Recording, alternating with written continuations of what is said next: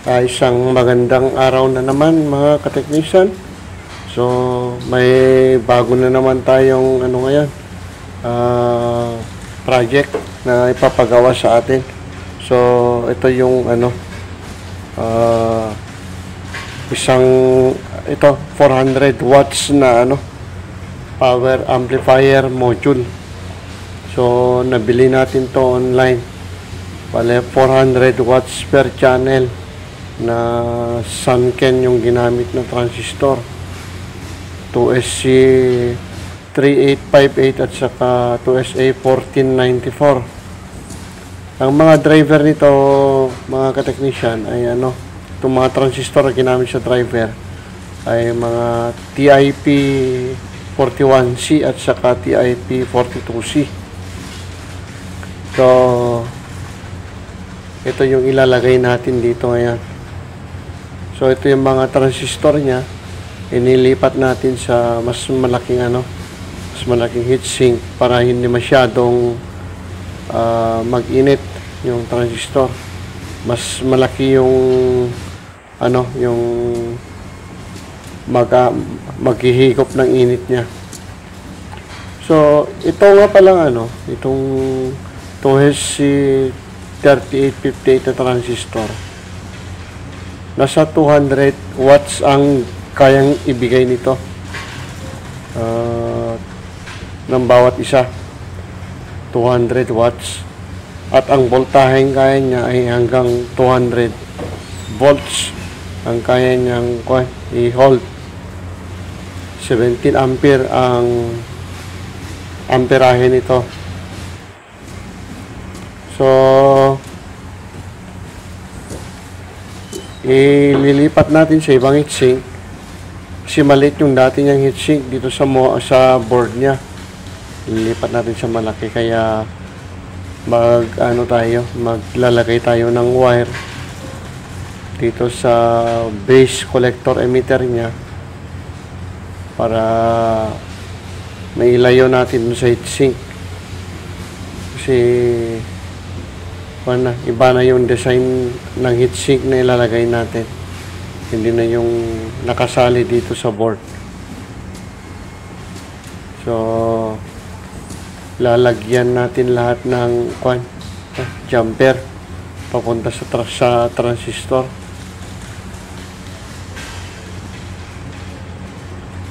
So hindi lang Sanken ang pwede dito na transistor dito sa power amplifier module na to. Pwede rin yung 2SC 5200 5200 at saka yung 2SA yung partner ng 2SC 5200. May kapartner yon, yung 1941 to SA 1941. So yan, tapos na natin nalagyan ng mga wire sa base collector emitter. Ngayon i-connect natin dun sa may heatsink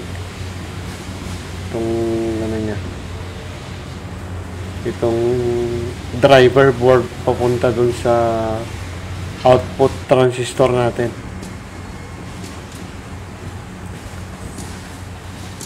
So ito, po-connect na natin.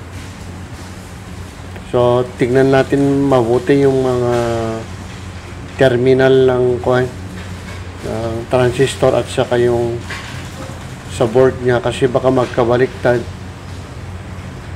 Mapaaga yung natin, New Year's day natin, kasi puputok yung driver natin pag baliktad. Masisira yung mga output transistor din natin, kaya kailangan check natin mabuti.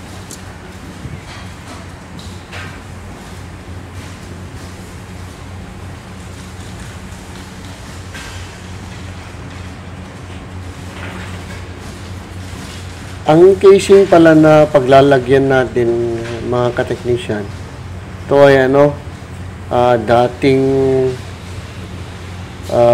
ano siya, home theater na sounds na Pioneer. Tinanggal natin yung laman at ito yung ilalagay natin ngayon na amplifier niya, itong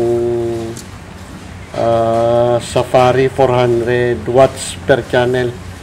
Bale, dalawang module to, dalawang 400 watts yung ilalagay natin dito. Gusto kasi na may-ari na buhayin ulit itong amplifier, ang sinuggest ko naman na lagyan namin ng ganitong power amp na, tapos mixer na lang yung control niya. Bale, power amp na lang to.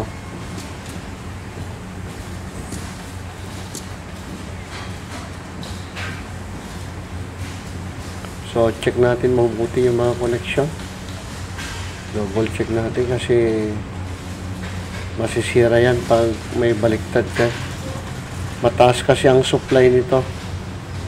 Nasa 32 hanggang 45 volts ang kaya nitong voltahe DC. 32 volt DC hanggang 45 volts DC.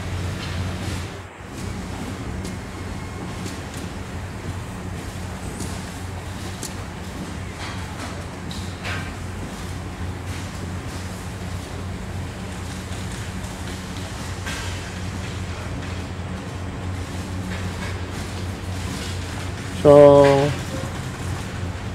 ganito yung yung sinuggest kong power module, power amplifier module. Kasi mura lang to sa online. Yung isang module nito nasa 200 plus lang, hindi aabot ng 300. Kaya may output transistor na, kaya para sa atin, kaysa mag-assemble pa tayo ng na isa-isahin natin yung pyesa na bibilhin, isang module na lang siya, mas nakakamura tayo. So ngayon ilalagay na natin yung yung wire ng power supply. So madali lang naman to maglagay nito kasi may na siya, may lalagyan talaga ng ang power supply niya, naka-indicate doon sa board yung positive at saka negative. Positive at saka negative side ng DC. So, ililinang lang natin at yung connection nito ipaparallel natin doon sa kabilang module ng power amp. Kasi magkaparehas lang naman sila ng supply.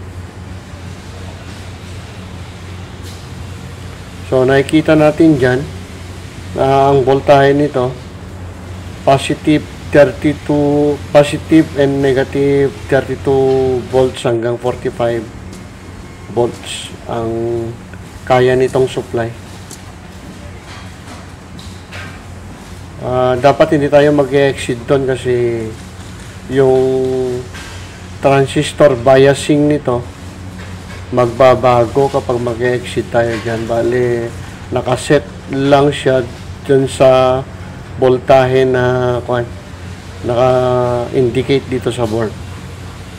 Maliban lang kapag marunong na kayong mag-balance ng mga voltahe nito at mag-set ng bias nito, pwede yung i-upgrade. Pero kapag hindi pa kayo marunong mag-set ng bias at saka mag-DC balance, sundin nyo na lang yung naka-indicate dyan sa board na voltahe.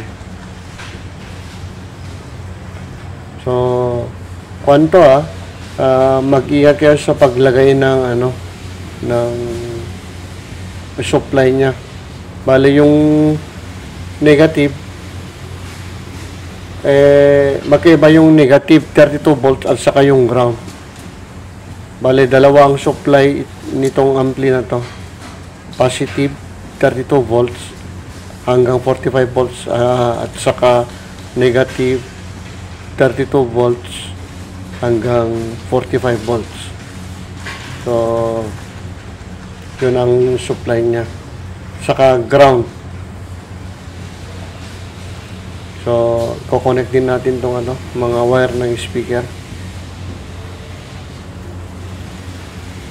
Ngayon, lilinang natin dito sa speaker dito sa capacitor yung output ng speaker. So, naglalagay ako ng capacitor dito sa output. Ito ang ginagamit kong parang protection ng speaker in case na magka-trouble yung amplifier natin at magpo-produce siya ng DC out, ina-absorb ng capacitor yung DC out niya. Hindi niya susunugin yung speaker. Ang nilagay kong capacitor dyan, mga ka-technician, yung parang yung filter capacitor na ginagamit din natin sa power amp. Yung positive side niya, yun yung papunta sa amplifier. At saka yung negative side niya, yung papunta sa, yun ang papunta dun sa speaker. Para protection ng speaker natin, para hindi masunog pa nagka-trouble yung amplifier natin. Ilalagay din natin yung ground. Yung ground na galing dun sa power supply, sa may galing dun sa may transformer. Yun ang ground ng speaker. Ground ng speaker at saka ground ng input signal.